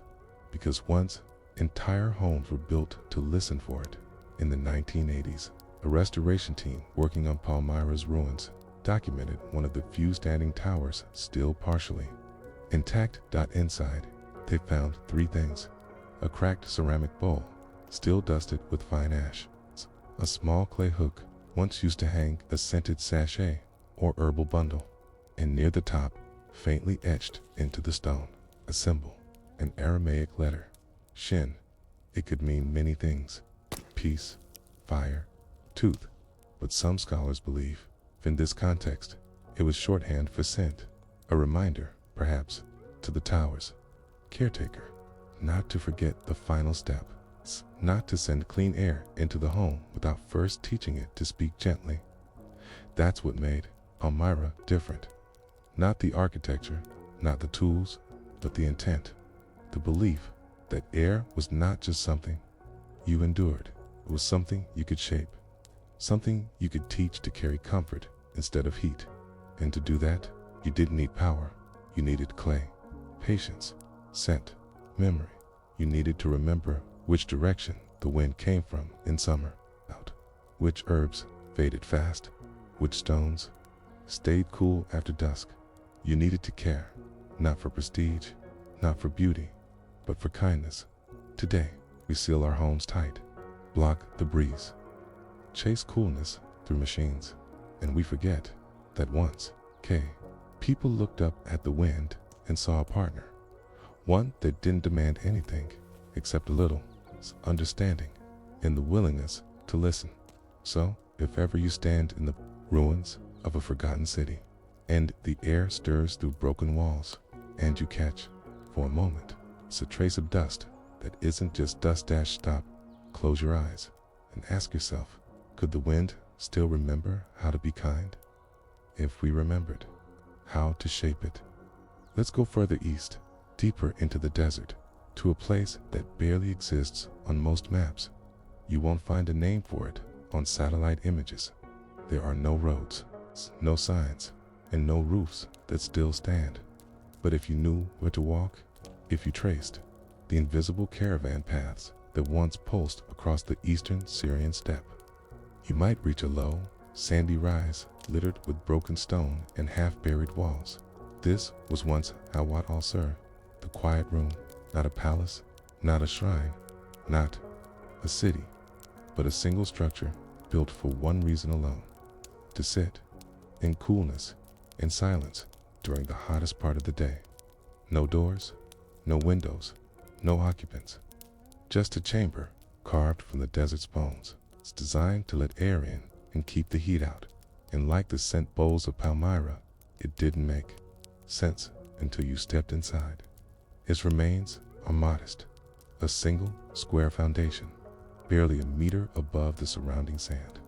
The structure is open at the top, partially collapsed now, but early descriptions from French archaeologists in the 1930s suggest it was once roofed with layered mud brick domes, dipped through a narrow slit angled toward the western wind. There were no carvings, no inscriptions, only an odd feature in the inner wall: thin ridges, like shelves, spaced at regular intervals, too narrow for sitting or placing objects. Some believed they were meant for lighting torches. Others thought they once held pottery, jars, but the local Bedouin had a different explanation, one that had nothing to do with storage. They called them wind steps, and their only purpose, he said, was to teach the air to descend slowly. Here's how the room worked or might have. According to the handful of scholars who studied it before war and weather erased what little remained, the outer walls were made of double-thick clay brick, baked in the sun and mixed with powdered limestone. This helped to reflect sunlight while also absorbing nighttime cold. Inside, wind steps created micro eddies, tiny swirls in the airflow that slowed its motion, spread its contact across the walls, and allowed heat to dissipate. Before reaching the floor, at the base of the room was a shallow trench filled with black basalt pebbles collected from ancient volcanic fields far to the south. These stones cooled rapidly at night and retained a gentle chill through much of the next day. And in the center of the floor was a bowl, not clay, not bronze, but glass, thick, green-tinted, hand-blown. It was always empty because it wasn't for drinking. It was there to mirror the air, to let visitors see the breeze they could not feel.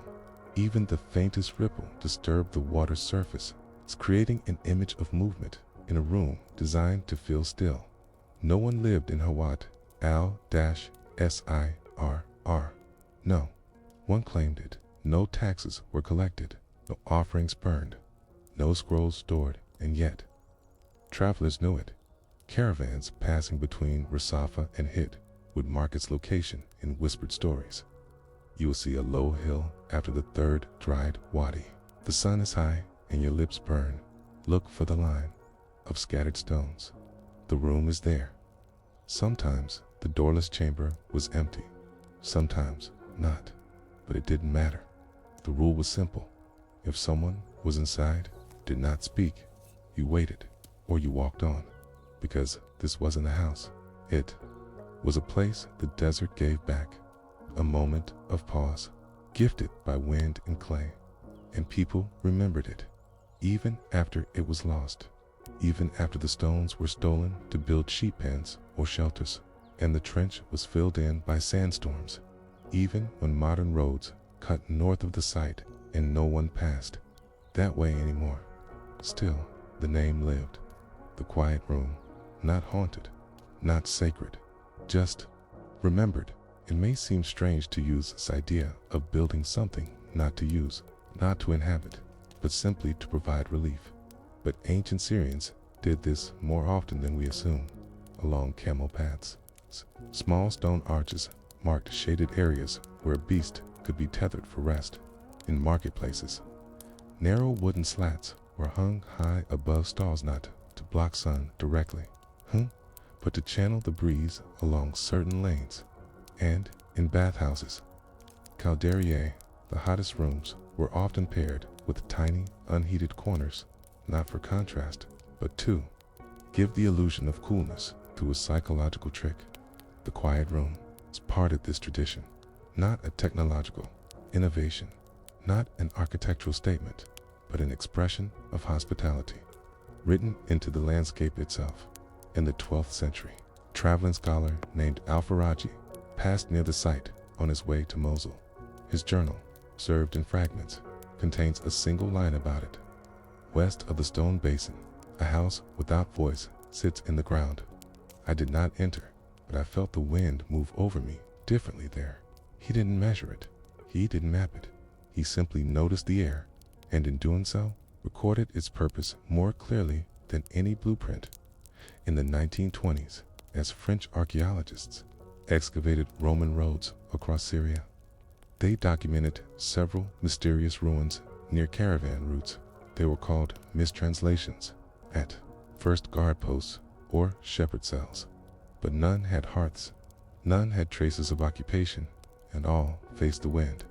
Over time, cave patterns emerged, always near known paths, always uninscribed, and always constructed with scent pockets, small clay recesses near the floor. It's possibly used to hold crushed herbs or ash. Theories blossomed.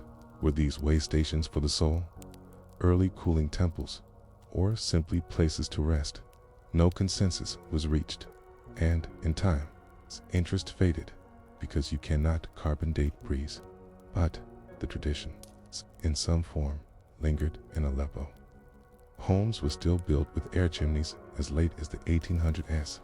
In Raqqa, market canopies were arranged in crosswinds, not sunlines. And in the desert towns near Deir ez-Zor, elderly builders spoke of teaching wind manners, a phrase passed down for generations to them. Wind was not wild. It could be guided, welcomed, taught to sit down and stay quiet, just for a while. There is no surviving blueprint of Hawat al-Sir. No artist's sketch, no photos, save for a blurred black and white frame taken from a biplane in 1933, showing what looks like a lumpy square in the sand. That is all we have. A shape, a name, and a few notes about how it felt inside. And yet, that might be enough, because this was never a story about construction. It was a story about absence, about what we build when we have nothing, no water, no shade, no shelter, and still want to offer others relief, about placing a bowl on an empty floor, just so the wind knows it's been seen. And when you think of that, when you think of a stranger stumbling through the heat, seeing a square in the sand, stepping into silence, and feeling not coldness, but kindness, you start to understand what the people of ancient Syria valued most. Not comfort, not luxury, but thoughtfulness. And so the question lingers: what would the world feel like if we built more rooms with no door? Let us return again to Hawat al-Sir, the quiet room. Imagine it not as it stands now, it's broken and half swallowed by dust, but as it may have looked when the desert was alive with movement, when caravans still drifted across the landscape like slow, purposeful shadows, and men still knew how to trace invisible paths using the sun's lean and the wind's breath. The room would appear suddenly, not grandly. There were no fences, no signs, just a subtle square of clay brick, perhaps half sunk into the earth, like a forgotten foundation, waiting for a roof that never arrived.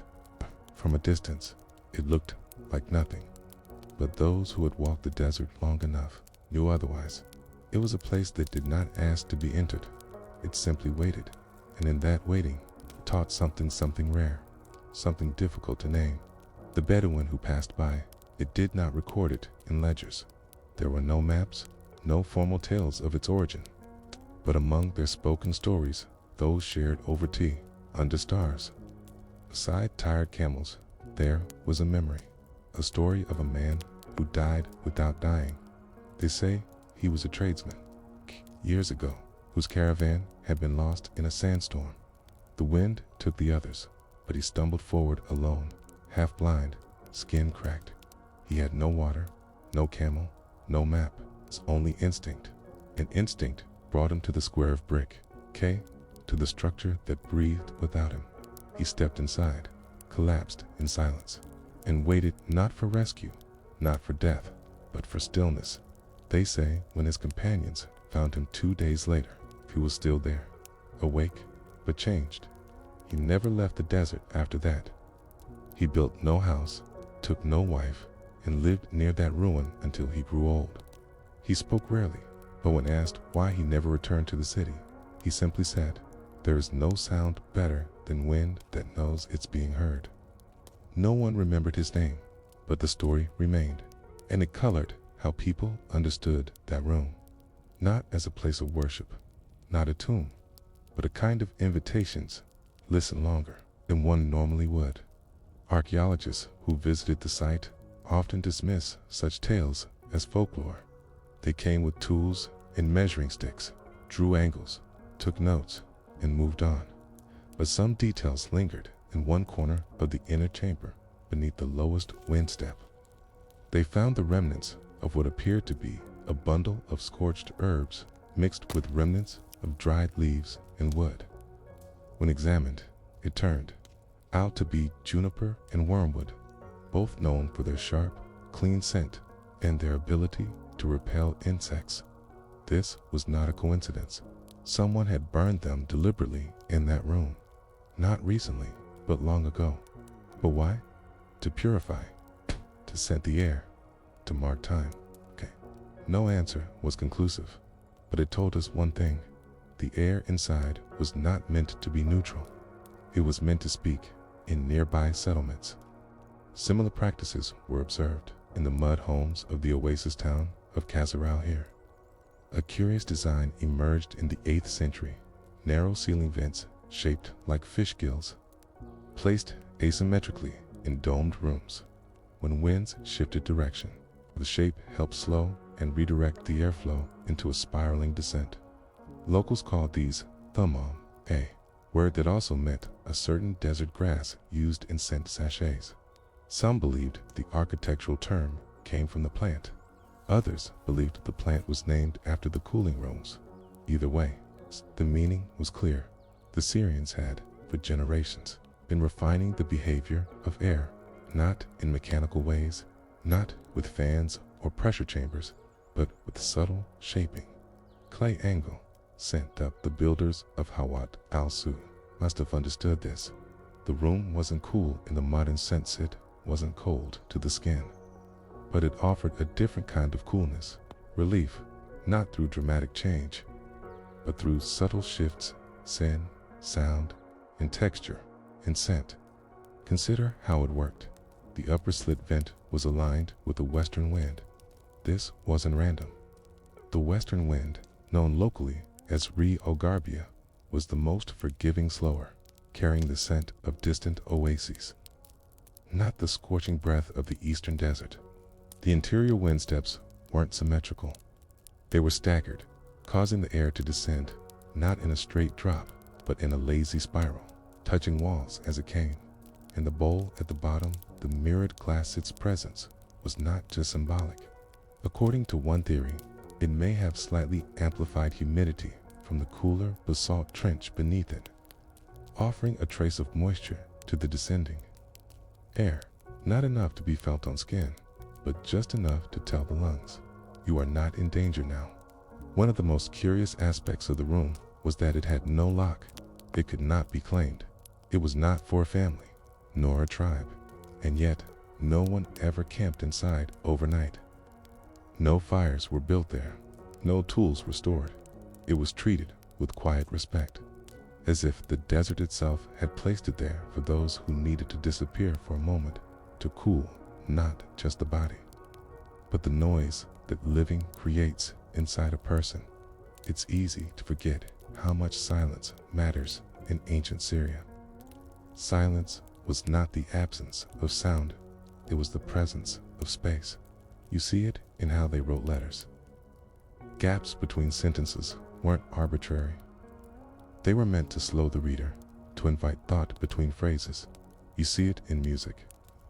Traditional Makam scales include pause, measured silences that guide the listener's emotional response as much as the notes. And you see it in buildings like this one. The quiet room didn't seal you off from the world. It opened a window inside itself, not loudly, not forever, just long enough for the heat to pass. Modern air conditioning doesn't do this. It removes heat, but it also removes something else, the dialogue between person and place. It imposes coolness rather than teaching it. It does not wait, and in not waiting, forgets the relationship that once existed between humans and air. A relationship the Syrians nurtured gently with rooms like this. Even today, in rare corners of the Syrian steppe, old men will recall hearing of the room. They will point vaguely eastward, beyond the date palms, and say, there was a place where the wind learned to lower its voice. They may not know the coordinates. They may not know the architecture, but they remember the feeling of being told. By the earth itself, you do not need to hurry anymore. And when you hear that, you begin to wonder, what would it take to build such a space, again not just of clay, but of intent? By now, you know what kind of place Huat al-Sura was. Not a marvel, not a miracle, just mud, wind, ash, and thought. A room built into the bones of the earth, not to live in, not to pray in, but simply to rest a space that held no sound except the slow, trained breath of the desert. But the story does not end at its last stone, because Huat al-Sura was never just one structure. It was a concept, and like all good ideas, it traveled, carried not by merchants or scholars, but by something more subtle, the habits of ordinary people, quietly shaping their lives around slowness, intention, and the measured patience of heat. So let us step away from the ruined square now, follow the breeze as it drifts across the steppe toward the cities, villages, and caravanserais that once pulsed with summer heat. And notice how the wisdom of the quiet room lived on in different forms in the 10th century city of Raqqa, long before it became a fortress or a frontier capital. It was a river town, a cluster of homes pressed close to the Euphrates. Here, too, the summers were cruel, but people had learned not to fight the heat directly. Instead, they oriented themselves around it. Homes were built low, with thick walls of mud mixed with straw and gypsum, plastered smooth and left unpainted. The surfaces absorbed sunlight slowly and bled it back through the evening. But more interesting than the walls were the courtyards. Each house had one, always square, always open to the sky. In the center, a basin, sometimes a pool, but more often a simple ceramic dish or carved trough filled with water and surrounded by plants, not grand ones, just herbs, fennel, mint, rue. Why? Because when the wind passed through, it carried the scent of those leaves, subtly cooled by the water's presence. The effect was not dramatic. The air did not drop 10 degrees, but it became pleasant, which was more important. One traveler from Andalusia wrote, in Raqqa, the air has manners. It passes you like a servant, not with speed, but with courtesy. He didn't mention ice. He didn't mention shade. He mentioned air that behaved elsewhere in the region. A similar theme appeared, the belief that air could be persuaded, commanded, but guided into gentleness in Palmyra. Remnants of homes near the city's edge revealed a pattern of vented cellars. These were not underground in the modern sense, but half-sunk chambers where clay vessels were kept cool and linens could be soaked, wrung, and hung to dry. Above them were narrow shafts, barely wider than an arm span, carved to face away from direct sun. During the heat of the day, hot air above would rise, drawing cooler air from the lower levels through the house. This was not accidental. It was deliberate thermal siphoning. No fans, no pumps, just an understanding that air wants to move, and if you build with that in mind, you don't need to force it. Even more fascinating was how scent remained central to these structures in both Raqqa and Palmyra. Archaeologists found small ceramic cones bedded in walls, conical recesses that once held scented dusts or incense resins in some cases. These were simple powders: ground myrtle, crushed laurel, sand sifted through lavender. But in others, the cones were burned, releasing a faint perfume that clung to the breeze as it entered. It wasn't just about smell, it was about invitation, a way of telling the wind, "Come gently, carry this, not that." The goal was never to overpower heat, it was to refine discomfort to something bearable, even elegant. That brings us back to Hawat al-Sirnat as a ruin, but as a symbol, a prototype of what we might call today a passive cooling system, though the people who built it had no such terminology. They worked not from formulas, but from observation. They watched how goats stood in the shadow of acacia trees, how snakes coiled in low hollows during the day, how night winds crept along wadis, and they built with that memory in their hands. To them, the desert was not hostile, it was negotiable. That approach extended beyond buildings. Clothing, too, followed the same principles. Loose, layered garments of light cotton or linen weren't meant just to cover the skin, but to trap cool air, to slow the sun, to create personal chambers of movement. Even how people walked in the sun reflected this knowledge: short, slow strides, with the head covered and the arms loosely at the sides, so as not to trap heat near the heart. People were not just surviving heat, they were coexisting with it. One of the most overlooked examples of this philosophy is found in desert poetry, not the grand epics, but the quiet verses passed down in oral form, shared by water carriers and camel-dash drivers. In these, Cadius often personified not as a demon or a curse, but as a tired guest, one that overstays its welcome, but who must be treated with dignity. One fragment says, "Let the sun drink your silence, let the dust take your footsteps. Do not rush the wind, it remembers." This was not just a metaphor, it was instruction. Move less, speak less, wait, let the heat pass through you, not against you. In modern terms, this might seem passive. Why not fight the heat? Why not conquer it? To the ancient Syrians, resistance was wasteful. Adaptation was strength, and Hawat al-Sir embodied this perfectly. No door, no guard, no ownership, just a hollow space, shaped by memory and wind, waiting quietly for the next tired traveler to sit down and listen. The last known mention of the quiet room in literature comes from 1957, in a report filed by a Syrian civil engineer named Munir Azar, surveying water projects near the Euphrates. He wrote, "A square foundation, 3.6 meters per side, now ruined, located on the eastern edge of Wadi Sur. Locals say it is haunted, but I felt no dread, only stillness." It was the last line of his report. No further studies were commissioned. Shortly after, the area was reshaped by development and conflict, but his final words remain, only stillness. So now, after all this time, what can we take from the story of this forgotten place?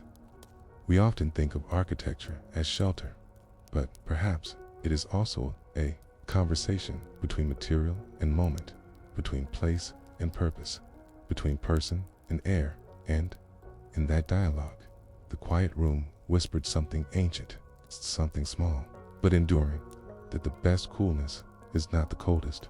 It is the kind that listens to you, moves with you, and leaves no trace